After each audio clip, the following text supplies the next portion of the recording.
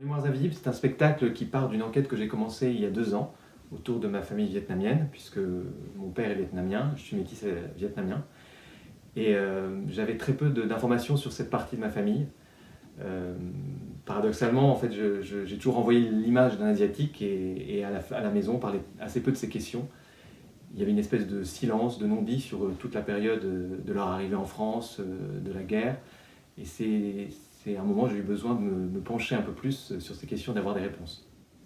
Je coécris le spectacle avec Brigitte Macadrien Nguyen, qui est elle-même d'ascendance vietnamienne, et ensemble on a beaucoup échangé autour de ces questions de double culture, de métissage, de transmission, du fait d'être asiatique dans la société française aujourd'hui. Et petit à petit on a commencé à enregistrer nos conversations, à échanger des correspondances, à écrire des textes. Moi je tenais un journal de bord, elle a écrit des scènes. Et toute cette matière forme, en fait, petit à petit, à former le texte du spectacle.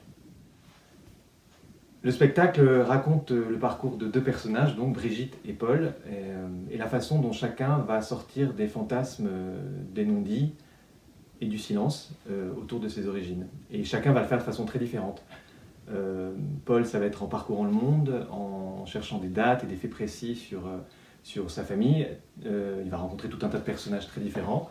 Il va aller aux États-Unis, au Vietnam, et tandis que Brigitte, elle, ça va être au travers de l'écriture, dans une espèce d'immobilité, elle ne va pas bouger, et c'est en revenant toujours sur l'exploration de ce sujet qu'elle va petit à petit résoudre ces questions. Et c'est ça qui m'intéresse de dire dans ce spectacle, au-delà de la question des Vietnamiens ou des métis vietnamiens, c'est la façon dont un individu se pose des questions et fait tout un parcours pour essayer de les résoudre. Et ce qui m'intéresse, c'est le processus de l'individu qui tente d'écrire son histoire